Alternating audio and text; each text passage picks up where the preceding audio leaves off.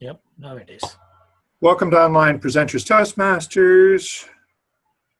I don't know, should I skip this whole thing? We're all, you all know the routine here. Yeah, we don't have any guests, do we? I want to hear the tagline. I love the tagline. All right.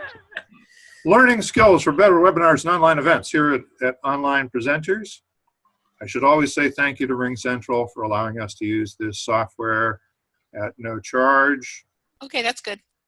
And we'll the leave cloud is winning, and RingCentral is winning in the cloud. RingCentral is winning in the cloud. Thank you. Thank you very much.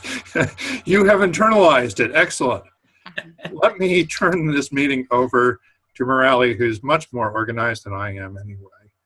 And Morelli, I will give you the host controls. You will have all the superpowers if you need to silence folks.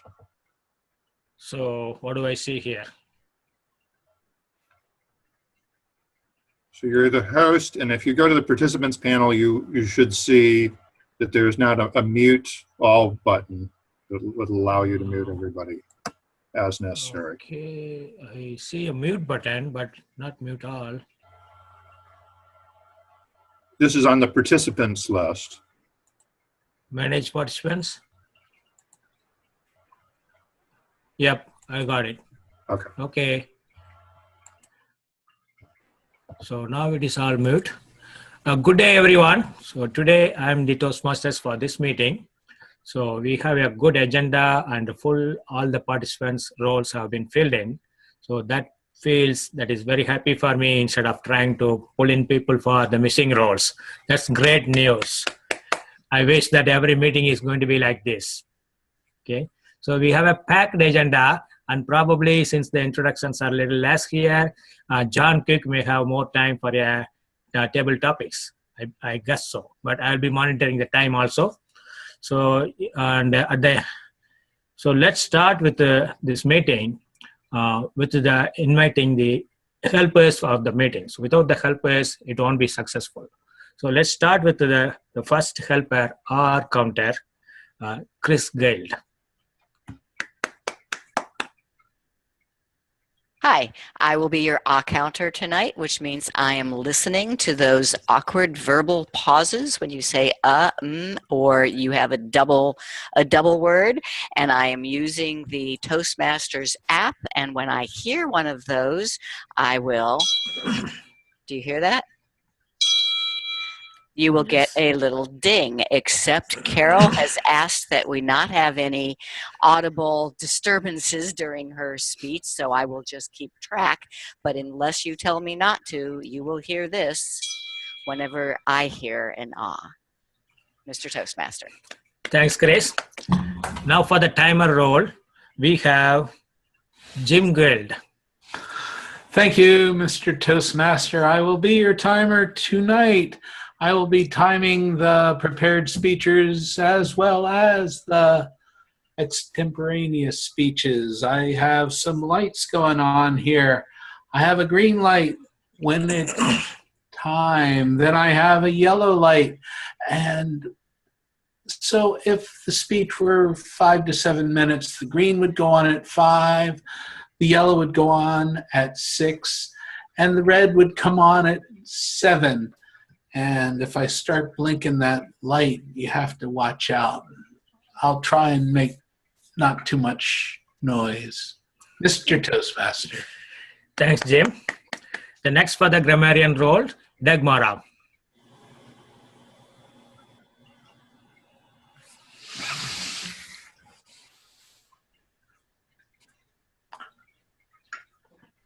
You're muted, Dagmara. Sorry guys. I think I was muted. So I will be your grammarian today, and I will be monitoring language and grammar use. So whenever you will make a grammar mistake, I will let you know about this at the end of the session. And I'm going to introduce the word of the week, which is verdure.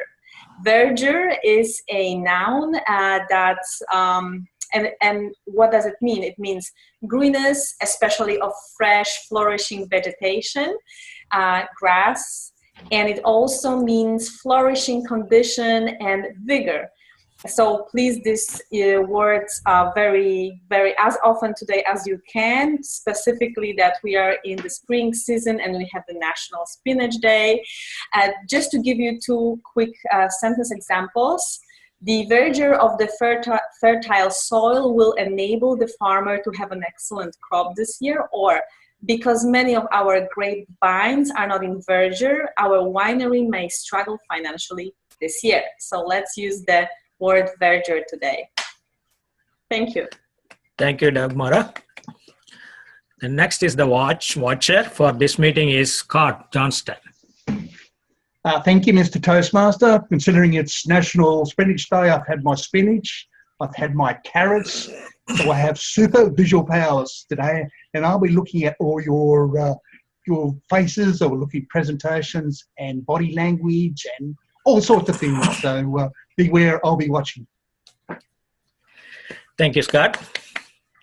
What counter is Mike Walls? Yep, Mr. Tabletop or Mr. Toastmaster, I will be counting. I will be counting for the best speaker, the best evaluator, and of course the best table topic. So forward your votes to me privately, and I'll give you a report at the end of the meeting. Thanks, Mike. And the last of the, but not the least, is Deborah Carr for the chat monitor.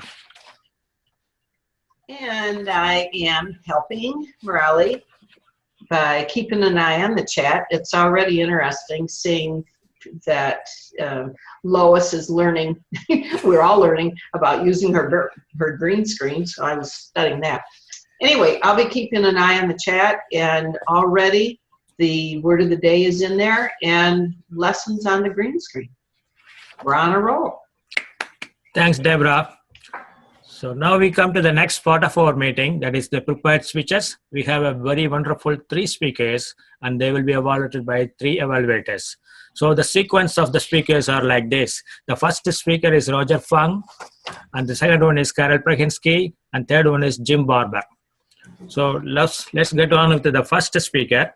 Roger Fung is doing the manual Strategic Relationship Level 2, Learning Style, Understanding Your Leadership Style. The title is Who Am I? What Am I? What does my relationship style tell me about me? What can I do with it? Please join me welcoming Roger Fung. I am sharing my screen. Can you all see my screen? Yes. Who am I and what am I? Great. People love labels. A brand is a label. Raise of hands. Who are the Apple lovers here? Mac, iPhone, iPad. All right. Any Apple haters here? Swears that you will never use an Apple product. We love some labels and we avoid other labels. We certainly love to use labels to categorize others in neat little boxes. And at times, even to attack others with labels. Who wants to be called a racist, a misogynist, a hypocrite? But for as much attention we place on labels, they are simply words, combinations of the alphabet. We can place as much or as little value on any label we desire. Mr. Toastmaster, fellow Toastmasters, when it comes to leadership style, they are nothing more than labels. And they are as valuable as you want them to be.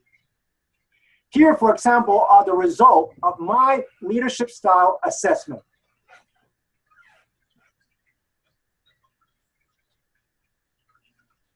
The top 3 results are democratic, coaching, and authoritative.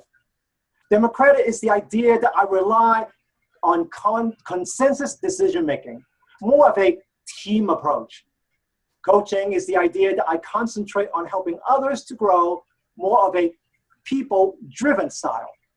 Authoritative style gives a clear long-term direction and set high standards, a more goal-oriented style. I guess especially true when I have enough spinach and my inner Popeye comes alive. So who is Roger? And what is Roger?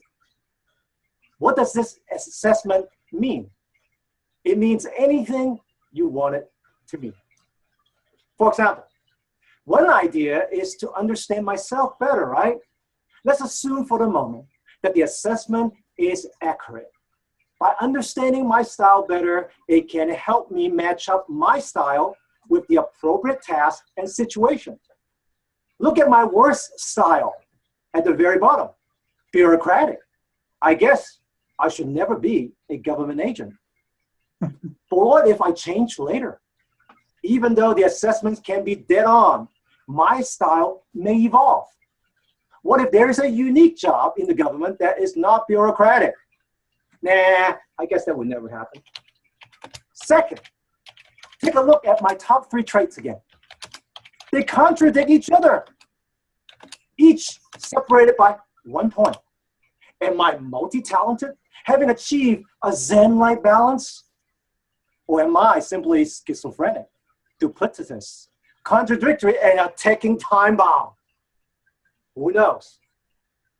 Third, even if the assessment is deadly accurate, but can I recognize the style of others? Can I recognize the style that is best suited for the situation that we are in? I may have a good idea, a good understanding of myself, but do I have the ability to assess others and assess the situation? Also, even with a clear understanding of myself and the situation that I am facing, there is a question of strategy. For example, if we are to put together a basketball team, it would be natural for us to bring someone on who's really tall, another person who can dribble very well, and one who can shoot from a distance, and yet another who can defend well. The idea, the strategy, is to put together a diverse team of members with different strengths. We would probably desire very similar diversity in our work team, right? But is having a diverse team guaranteed we will win every time? And what if we're already in a team, they are all shooters? Does that mean that we are doomed to fail? Does that mean that the only way to win is to ask someone different from us? Not necessarily true. A basketball team can win with all short players. A work team can accomplish great things even if there's not much diversity in the group. I love diversity, and I'm all for diversity. But diversity doesn't guarantee success. At the same time, the lack of diversity doesn't guarantee failure either. As the saying goes, you play with the hands that you're dealt. Meaning we can make the most of any circumstances. In closing, the study of leadership style is fascinating. Most assessments can give us a good idea of our preferences and our dominant traits. It's quite comforting to put labels on others and on ourselves. You are this, and I am that. It helps us get a better sense of our situations. The problem is when we try to apply the assessment results in our lives. Inherent in all categorizations, in all labels, it is that they are about the past. While our past influence us greatly, but they do not dictate our behavior today. If we believe our past determines our future, then none of us would be in Toastmasters. We join a club like Toastmasters to improve ourselves, to change ourselves, to move away from the past and into the future. So who is Roger from? What is Roger? And what label should we slap on him? Who knows? Who cares? Mr. Toastmaster. Thank you, Roger. Studio stepping leadership styles. The analogy is very great. And you are talking about mouthful of spinach. And I would request everyone to Google later on about smoking elephant. And you can come about the labeling how that smoking elephant has come from. So the next speaker we are moving on to is Carol Praginski. She is on the dynamic leadership level, mastering fundamentals, evaluation and feedback. The title of the speech is, Where is the Leader? Many of us struggle over the right words to portray our leadership style. We are rather complex. Tonight, we have the opportunity to hear our club secretary attempt this feat. Please join me in welcoming International Director Candidate for Region 6, Charter Member of Online Presenters, and Distinguished Toastmaster, Karel Prehensky. Unmute, please. Thank you, Murali. Thank you so much. As PhD students, we needed an outlet. So I suggested soccer, and they said yes. So we had a team. And I was very excited that we were going to win every game. After all, we're PhD students. We had a reputation to hold up. But they had different goals. They wanted to have fun and simply a release. Welcome to leadership. And I was in trouble because, well, we had different goals and objectives. After this period of time, when nobody started showing up for the soccer games, I realized I simply am not a great leader. Therefore, I should stop being a leader. I should just continue doing what I'm doing as a PhD student. I don't need leadership. 10 years forward, I realized, I could probably use some help with my communication. So I signed up for Toastmasters. Sign me up. And then I realized, oh, there's this thing called leadership, and it really sneaks up on you. It sneaks up and it says, oh, don't you want to sign up for VP of membership? So I signed up for VP of membership, and I said, oh, isn't this fun? This is fun. I really like this. I love saying hello to people that I haven't seen in a while. I love greeting new people that I've never met before. I say, isn't this fun? I was having a great time. I was really doing well. So I said, why not sign up for president? So I signed up for president. And I thought for sure I was going to bomb. But you know what happened?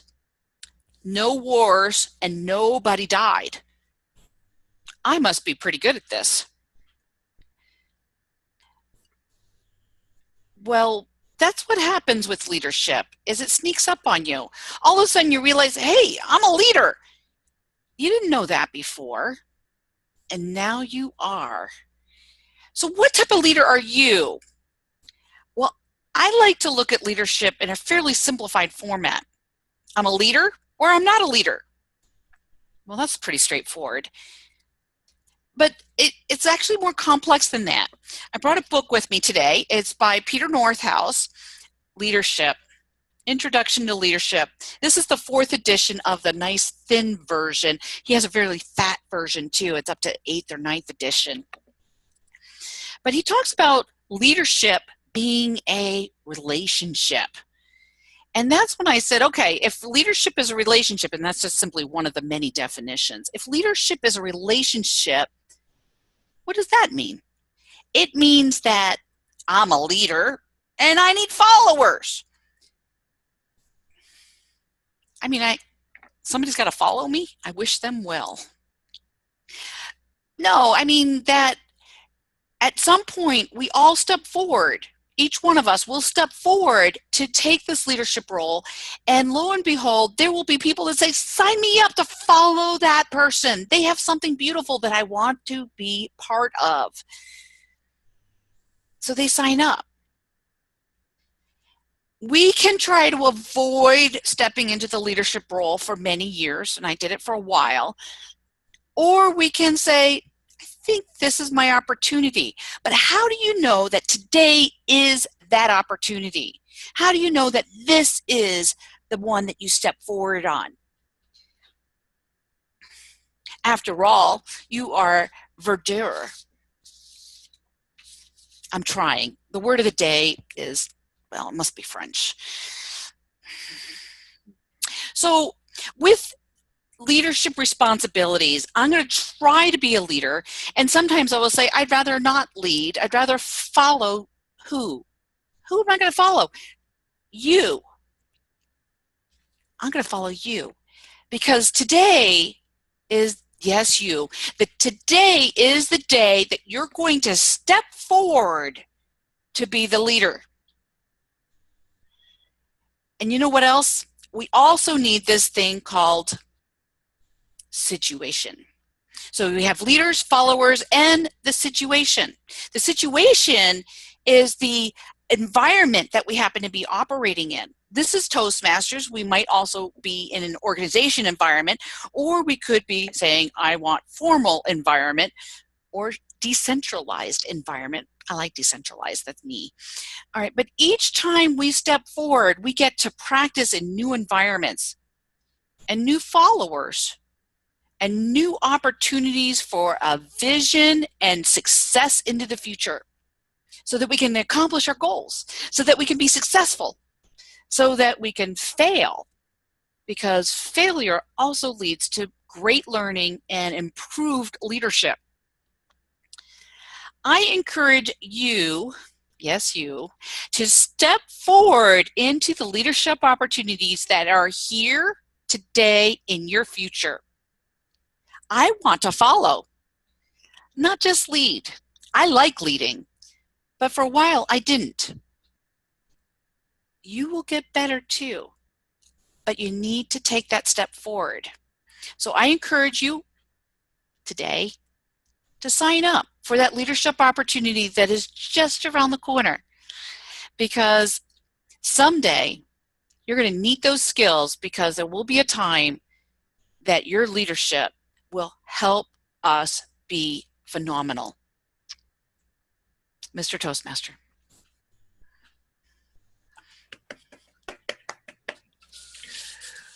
Thank you, Carol. That's a nice speech. You can reuse your speech with a little bit of editing. That's a wonderful thing. So spring is forward, Jer, and today is definitely is. Everyone is trying to use the word of the day. So moving on to the third and final speaker for the today, we have Jim Barber, who is giving a icebreaker. The title is Confessions of a Video Virgin. Jim Barber is experienced both with the Toastmasters and technology, but there are other areas in which Jim is a complete novice. In his first presentation for online presenters, Jim will explore what drove him to join this particular club. As he presents Confessions of a Video Virgin, please welcome ATM Gold, Jim Barber. Thank you, Mr. Toastmaster, my fellow Toastmasters, and any guests that might be joining us by the recording. I am Jim Barber, and this is my icebreaker presentation. However, this is not my first icebreaker presentation. As I said during the introductions, I joined Toastmasters in May of 1989, almost 30 years ago. Toastmasters has lost my early records. I think they were chiseled in stone. So I estimate, I don't know for sure, but I estimate that this is about my 20th icebreaker.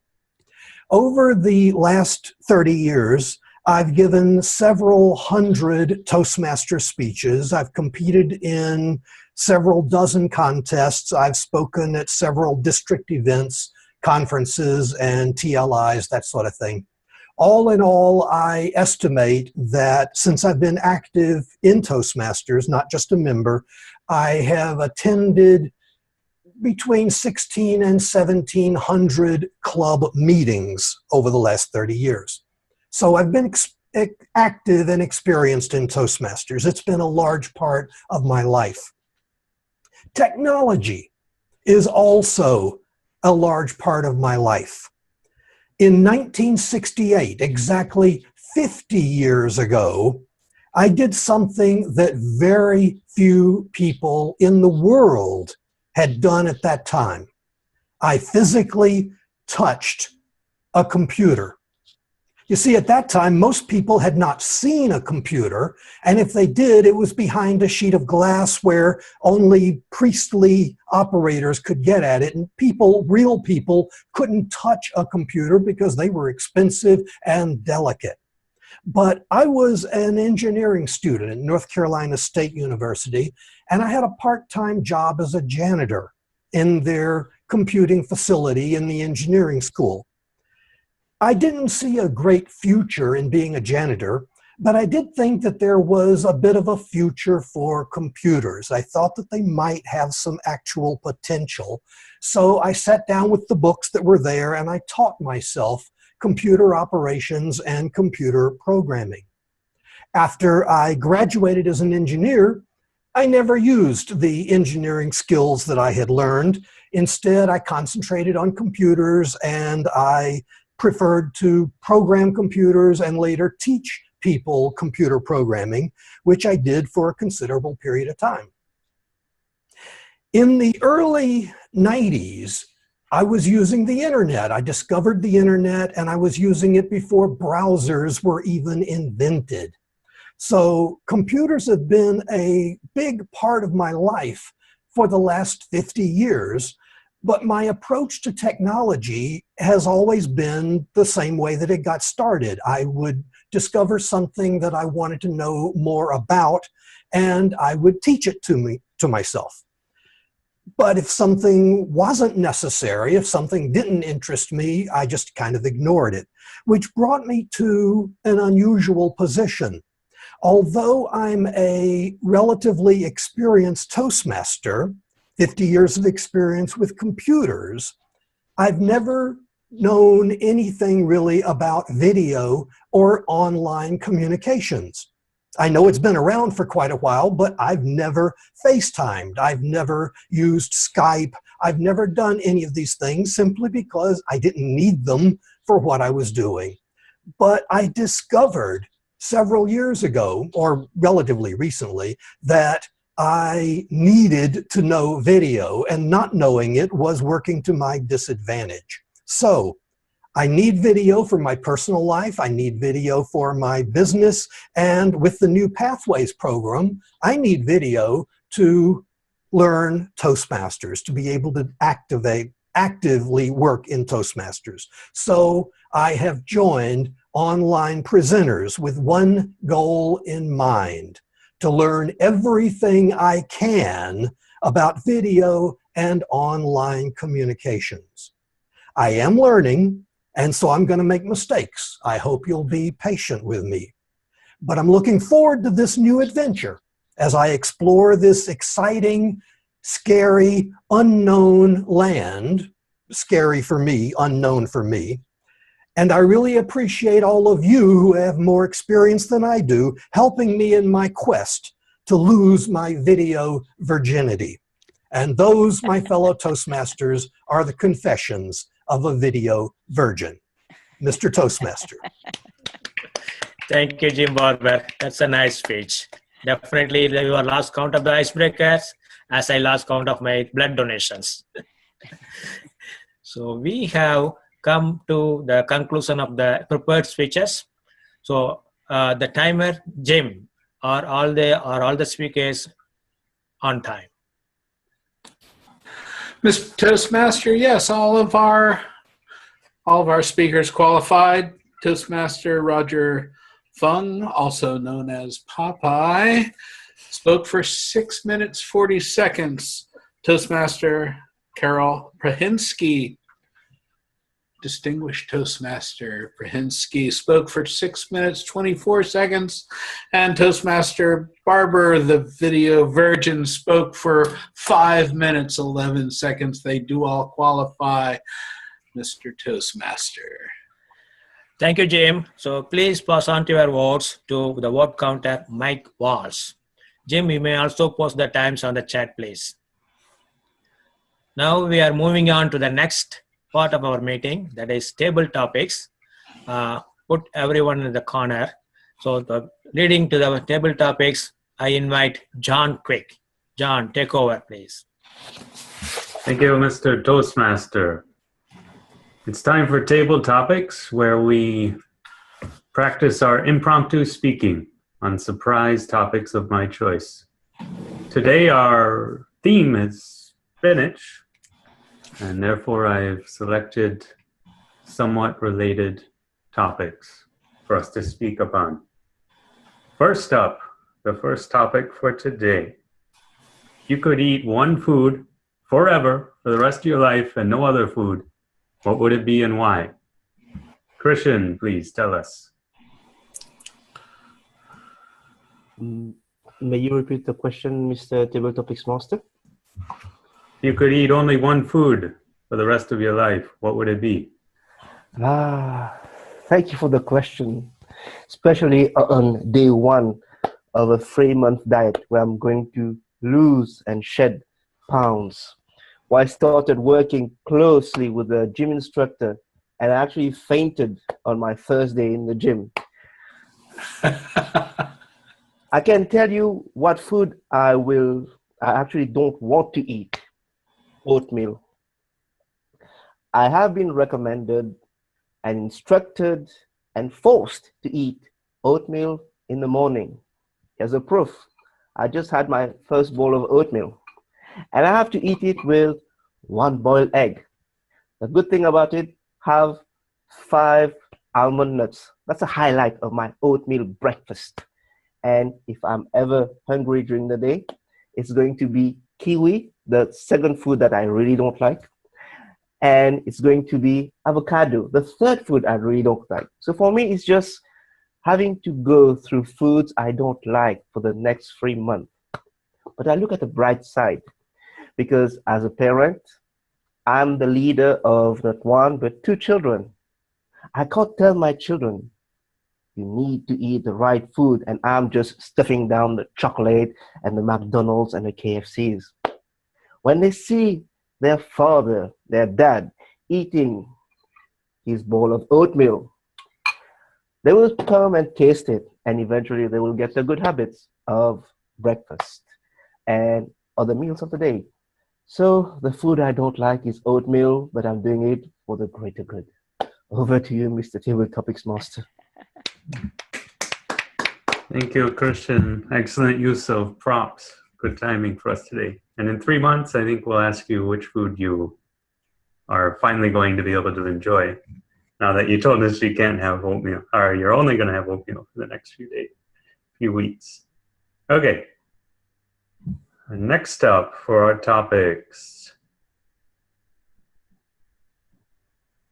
How about there's a food that can give you superpowers. What is the food and what powers do you get? I would like to hear from David on this one. What food and what powers do I get?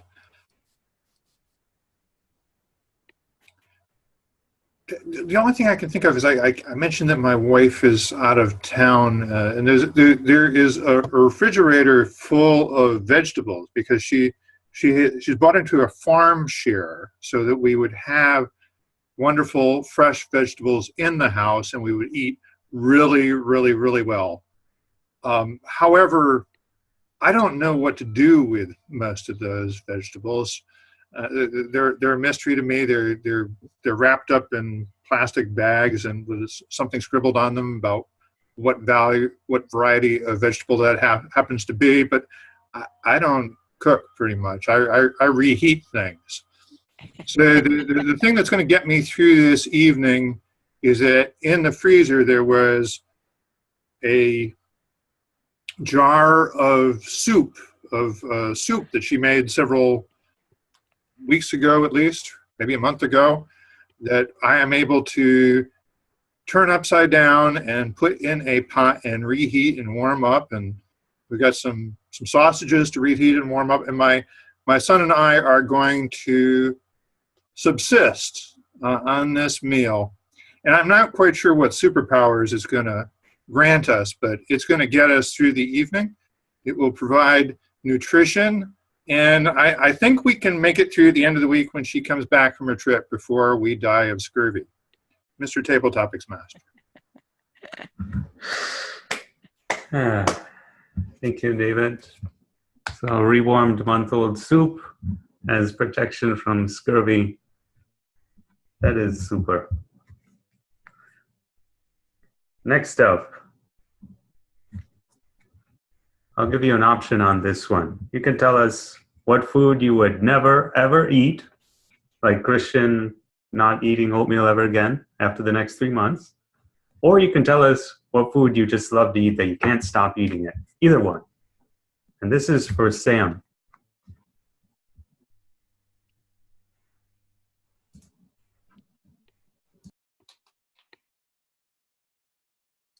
Mr. Table Topic Master, what food I would not eat? Having traveled to Asia very extensively in the past and found myself in many places where they didn't speak English, nor Spanish. One of those places was a little town in South China, and we were there late and there was no service. It was just one little restaurant and nobody spoke a word of English. And they only had one dish. Basically, that's what we understood. And they brought us this thing, and it looked like a mixture between a possum and a chicken, but it was still halfway alive. And we haven't eaten for the duration of the flight and the train ride. So we have been pretty much on peanuts for 14 hours. And my partner and I look at each other and look at that. Is that thing still moving? And as we look at it, I can tell you that something that I will never eat is something that looks like a chicken and mixed with the possum that's still moving in my plate. Mr. Table Topics Master. Thank you, Sam. I'm going to have to agree with you on this one. I think I'll take the peanuts versus the half-living chicken possum hybrid dinner. We have time for one more, I think. So I saw someone come online. And this one, in direct correlation to our theme tonight, I love spinach because Rolando Goldman.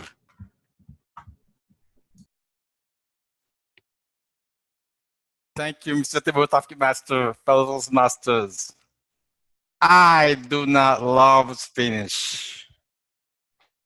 Every time I go to Publix, almost every day after work, trying to get my fresh bananas, I will walk through the version of the produce section, and I will look at those greens. They look good, but I know that they will not rhyme with me, because every time my mom tried to feed me green ever since I was little, I always threw them back at her and say, I do not want to eat this green stuff. So I will go through the produce line just to get my bananas. But in the last 5 years, I've been focusing on trying to get some green. I discovered a secret, a drink called Naked Trailblazer. So I've been using the Naked Trailblazer to substitute for my greens, because I keep hearing all the time that green is good for you. You need greens. You can't just eat carbs and protein. You need greens. So I've been focusing on getting my greens using this drink, and hopefully the drink will substitute all the green that I need, so I won't have to eat spinach. Mr. Table Topic Master. Thank you, Ronaldo. Any substitute for eating greens is good in my book, because I agree they're better to look at than to put in your mouth. That concludes our table topic section. I'll turn it over to our Toastmaster for timing, voting, and the rest of our meeting. Murali, please. Thank you, John, for the wonderful table topics. So the timer, Jim. So how are the speakers or the table topic speakers doing? Certainly, Mr. Toastmaster. Toastmaster Christian spoke for 146. Toastmaster David Carr, 136. Toastmaster San Moran spoke for 1 minute, 22 seconds. and Toastmaster Rolando Goldman, 138. They all qualify. Mr. Toastmaster. Thank you, Jim. So please vote for the best table topic speakers.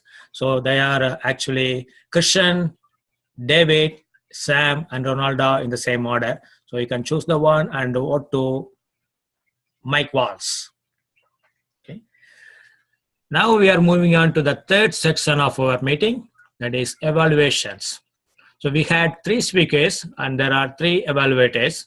So it is going to be in the same order. So I invite Louis Morgan for evaluating Roger Fung.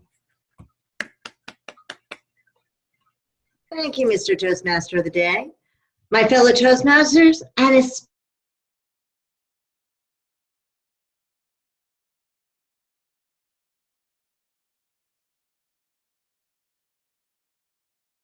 through an identity crisis. But watching his label on the screen, known as Popeye and also Roger, we should have seen this coming. Roger, this was a fun, light speech. I thought you did a good job with it. You told us labels are fun, but they only mean what you want them to mean. And I thought that was very insightful. And of course, it's very true. You have a great way of using your hands. We can see your hands.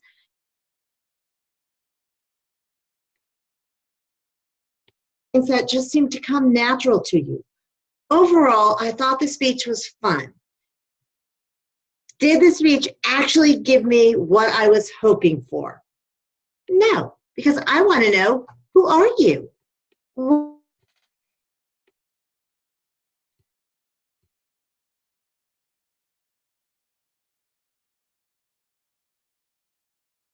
Coach. Yes, I'm getting all those emails. You're a great coach. And are you authoritative? Yes, when you get annoyed with everything, you just say, this is the way it's going to be. Those top 3 items really are who you are. There is a lot of information out there about this, which I think has some merit to it. One of the things I would be careful of is you only showed us one screen, and that was how you ranked in your personality scenario.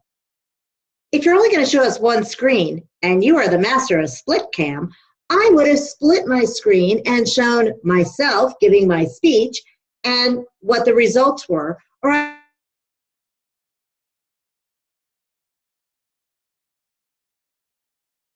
energetic, and there's so much fun in who you are. And to show me for a 5-minute speech, one screen, I wanted more. I wanted to know, how did you think the analysis went? I know what I think about you, which I think you're amazing, but what did you think about that analysis? Is it really just the label?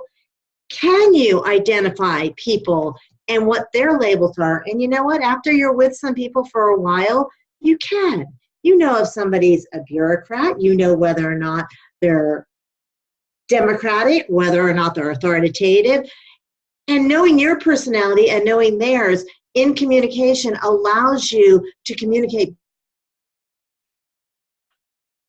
It was fun. It was light. Did the title work for me? Not really, because I would have liked to have seen more. Overall, though, Roger, great speech as always, and I look forward to your next one. Mr. Toastmaster of the Day. Thank you, Louis. So some of the bandwidth problems, so there were some interruptions when you are doing the evaluation. That's fine. So we are moving on to the next evaluator. I invite Christian for evaluating Carol Praginski. Thank you, Mr. Toastmaster. Where is the leader? Where is the leader? Where is the leader? Ladies and gentlemen, we have one leader amongst us, that's for sure. It's Toastmaster Carol with her speech today. Carol, I have to admit, compared to your last speech, this speech moved me thoroughly from start to finish, even beyond that. You started by telling and sharing not 1, not 2, but 3 stories. And amazingly, they were interconnected. The first story that you shared told me that leadership was not good. The second story, powered up by the third story, told me that leadership is not only good, but should be taken up as a challenge, as an endeavor. That was well done. As you were moving along, you had rules of phrase that you were using. At times, I heard them spread over your delivery. They were, where are the followers? Who do I follow? Where's the leader? And at times, especially at the conclusion, I heard, so that you can accomplish your goals, so that we can be successful, so that we can lead. That was very well done to put emphasis on your message. Where is the leader? We are the leaders. As you spoke, Carol, your voice simply mesmerized me. You had the vocal presence that was synchronized with the flow of your message. The pace, the pose were adequately supplied. I was happy. I was enjoying my oatmeal as I was listening to you for the first time of my life. As you were talking, I felt you were conversational, and at times it was so much conversational that you were slipping into a comfort zone. You had moments where I heard the book about Peter Northhouse, where you talk about the size of the book, and then you mentioned what your view about the word of the day was.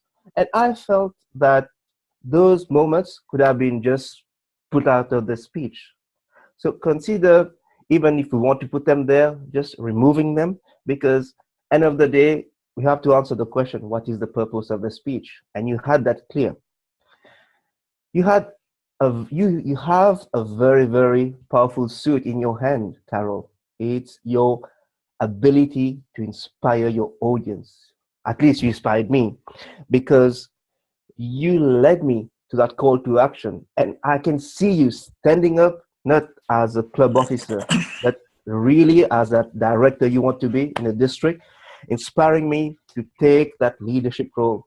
Carol, you have what it takes to be a leader. You are a leader. Thank you for that speech. I look forward to your next delivery. Over to you, Mr. Toastmaster. Thank you, Christian. So now we are moving on to the third evaluator, Jim Dent, evaluating Jim Barber.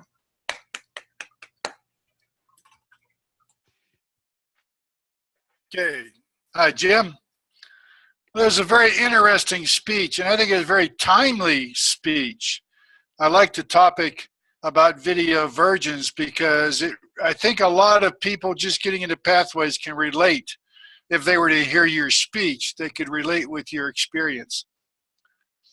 One of the things I liked is you explained how much in the beginning the experience you have with how many CCs you've done or icebreakers. You've presented at conferences and other events. But what's most important, I like how you expressed your humbleness and admitted your weaknesses. Something a lot of leaders don't always do. They don't admit what they're weak at and what they need help with. I think your speech was, it showed your experience.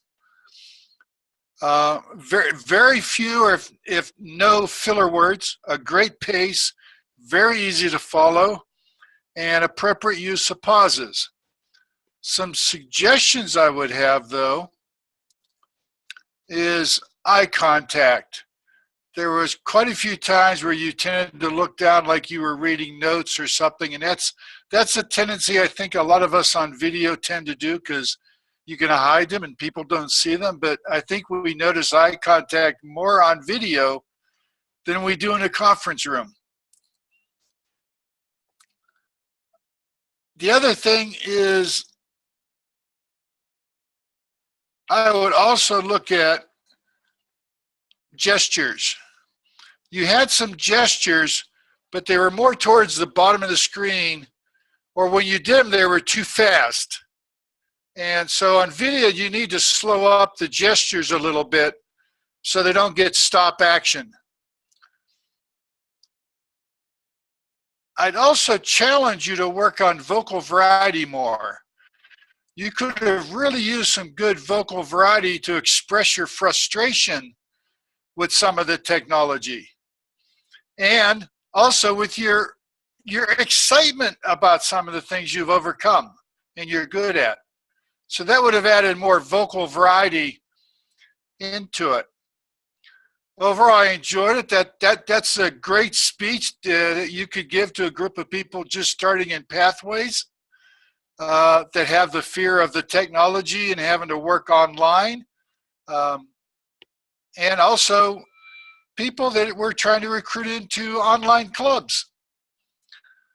I think that's one of the fears people have is the video technology. They have a fear of it. They're not comfortable with it.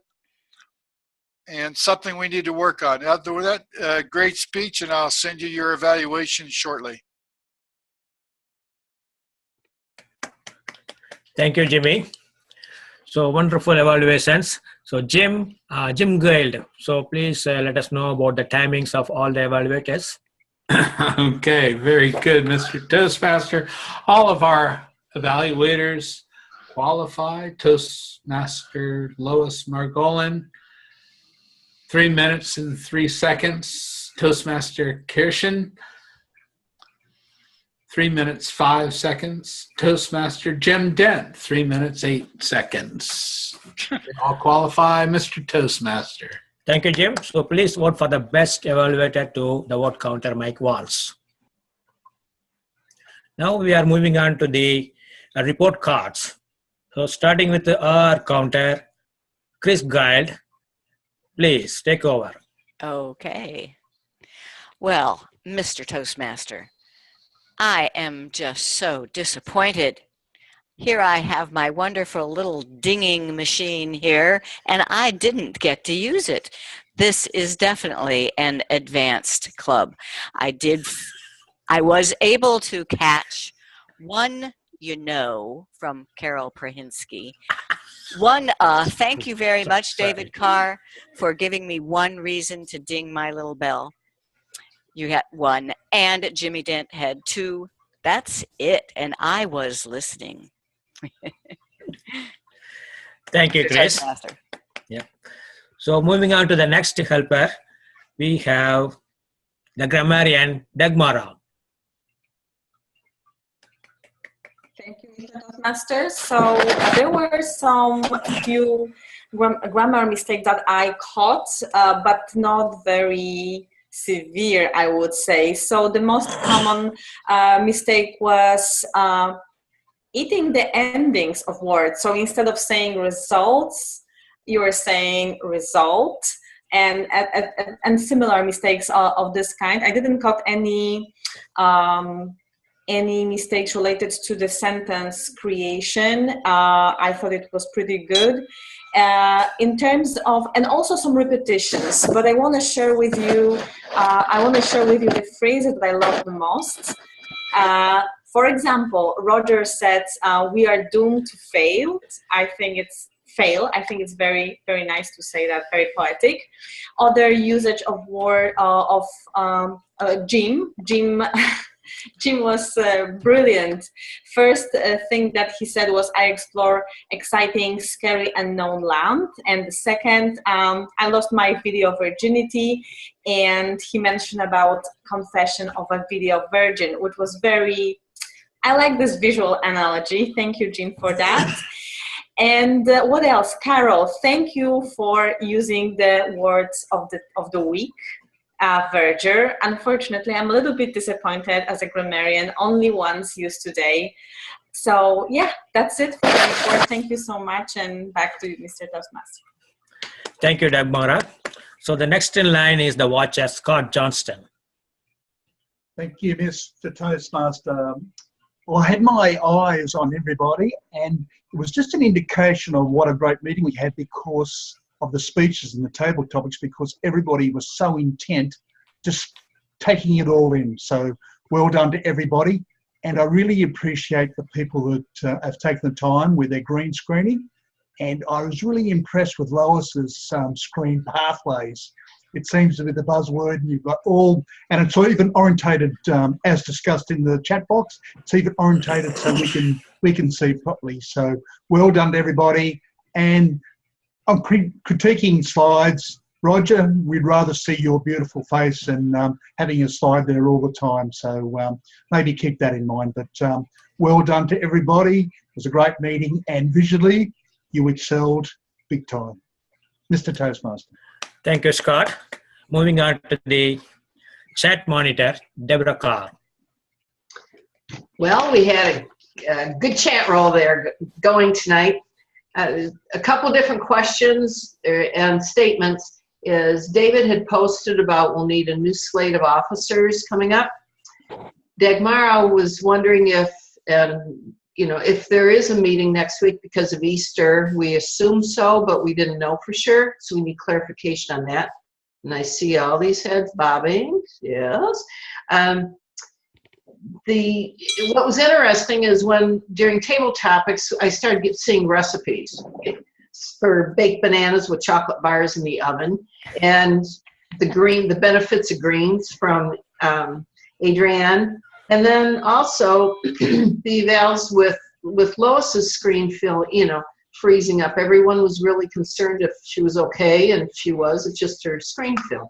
So it was a busy chat roll, but yet not over the top. So that's it on my end. Thanks, Deborah. So now we are coming to close to the end of the meeting. Only 2 more aspects are here. So I hope that Mike Walsh is ready with the votes. Mike, you are on. I have the votes here. Just hit enter in the chat. Our best speaker was Jim Barber. Yay. The best table topics is Sam Moran. And the best evaluator, it was a 2-way tie. Not anymore. Christian, you have the best evaluator. Thank you, Mike. So let's moving on to the last part. This is the general evaluation. I invite Adrienne for that. Adrienne. Hello. I'm sorry. I thought the role was delegated to someone else. I thought the meeting went really well. Everyone did a great job, but we do need to be aware, like now, while I'm looking at the screen with everyone, many of us are looking down. And we have to remember to look at the camera because we are being recorded. And whether you know it or not, it is also marketing your brand. So it will be important for us to be engaged in video and just to respond or smile or laugh. Sometimes even if you think it's not funny, it looks great on the camera. Everyone did a great job. I thought the meeting was great. We're on time at 8:58, and I'm not going to take it any longer. Great job to all the evaluators and to everyone that took on a role. Thank you so much, Mr. Table Topics.